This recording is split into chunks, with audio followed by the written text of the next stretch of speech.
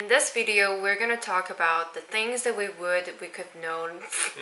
What we wish we would have known. What we wish we would have known. What we wish we would have known.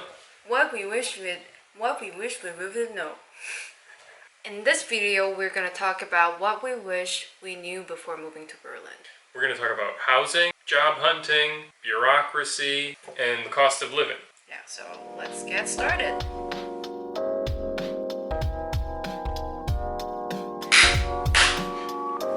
Okay, so here we go. Hi everyone, my name is Yoon. I've been living in Berlin for about 3 years. I moved here 2020 March, and this year April would be marked as 3 years since I moved from Korea to Berlin. We like to talk about the things that you better know before you move to Berlin. I think we have a little bit of wisdom that we can share if you might find yourself in a similar position as we are. I came here with my working visa. What about you? I came here on a student visa. So I had to apply to a master's program, and luckily I got in. I was able to get my student visa, but that comes with a lot of restrictions. I think it is the easiest way to get into the country, but the downside is I wasn't allowed to work or earn very much money for the whole time that I was on a student visa. So after I graduated, I changed my visa to a work-seeking visa, which I think is a bit more similar to what you have. Right. So for me, it's a bit different from what Patrick experienced. I applied mostly startups who can afford my visa sponsor in Berlin. One company who was willing to hire me, and then they offered working visa and then relocate to my. How much more or less difficult do you think it was for you to find a job here compared to if you were trying to find a job back home? Given I don't know about the language and know about the job market, had no network whatsoever in this country, it was just like very much difficult to get an opportunity here. So that's why I sent a cold email through LinkedIn, trying to have a coffee chat with people while I was traveling. It was way more difficult. You know, I didn't know how I made through this. What do you think the most difficult part was? Uncertainty. In Korea, I at least know like which company is good, but here I had no clue like which company is actually doing well their business or not, and which company would most importantly sponsor my visa or stuff. That kind of uncertainty made me really uncomfortable. What about you? Well, I mean, my experience was a lot different than yours. So I came as a student, and all I had to do before I got here was get accepted to a program.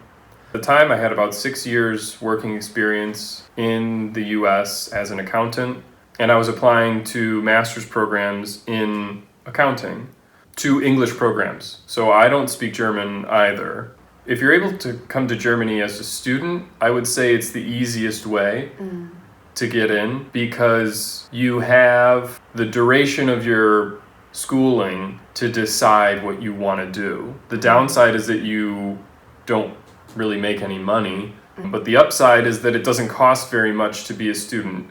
Public education is free, so I didn't pay anything for my master's degree. I paid, I think, 300 euros for the semester, and that was just so that I could have transportation, like free subway ride. Having a degree from a German university also can give you a benefit when you're applying for, say, an EU blue card or permanent residency.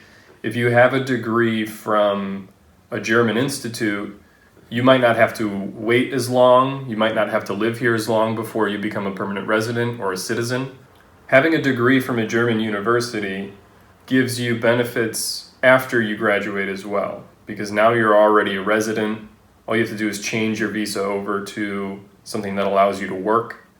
On a student visa, if you finish your degree, you are able to apply for a job-seeking visa, and you already qualify for 18 months, which is longer than you would have if you just tried to move here. And you're allowed to work for anyone including yourself. You're allowed to be a freelancer or self-employed on a job-seeking visa. So that's what I'm currently on. I have a job now, so I have a company who's willing to sponsor my visa.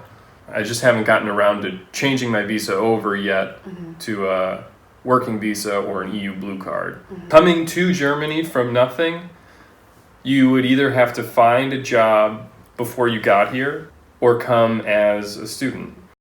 Come as a student or working holiday visa so that you can take your time here and looking for a job. There is still a risk come to Germany without having jobs because there's always uncertainty that you might not get a job. So that at the time that made me really scared. So that's why I decided to myself like, okay, you get a job before you move to Germany. Otherwise, I didn't have confidence to get a job while here when the clock is ticking, you know? Yeah. So we both finally got a job in here and we started to make a living here, right? Yeah. And what do you think about the most important thing?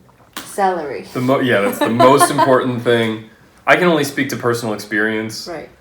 Everybody always tells you that the salary is so much lower. I wasn't ready for how much lower.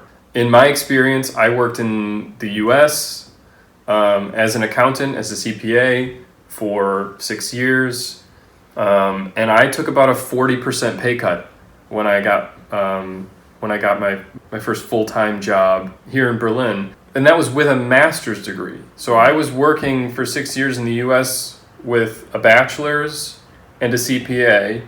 And then I moved to Berlin, I got a master's and took a pay cut. Yeah, I make about 40% less money than I did in the United States.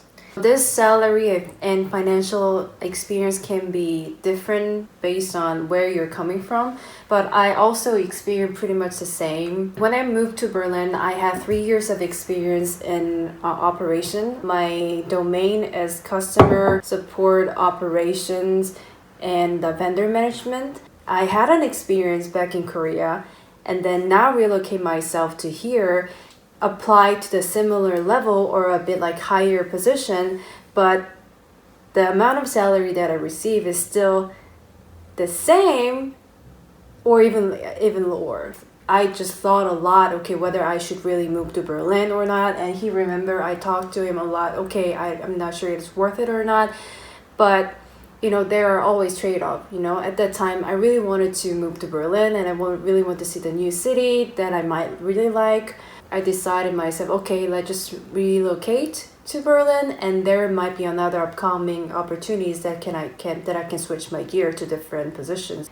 I think compared to Seoul, the salary is not that high, I would say. The cost of living is affordable compared to Seoul, so that could be the reason why.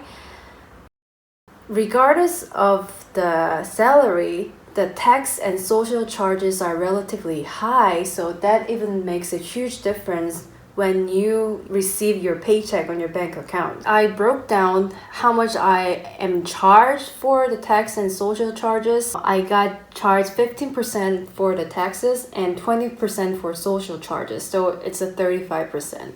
So when I receive my check, it's almost half. So Yeah, my tax rate is almost exactly 40%. Oh yeah? Off the top. Gross salary and net salary is the most important thing that you should check if you already got an offer and then trying to relocate to Berlin, because that gives you a ton of difference. Be ready for a higher tax rate when you come to Germany, for sure. Especially if you're coming from South Korea or from the United States. Yeah. Maybe if you're coming from a different European country, it's not that big of a shock, but for us, it definitely was.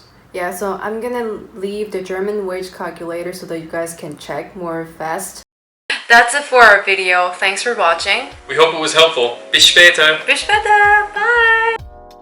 This is gonna be really interesting topic. Just before you come to Berlin, just make sure it's gonna take a long time to find your own apartment. Hunting is extremely difficult. There are secrets to getting an appointment. For two to live in Berlin with restaurants and groceries would be between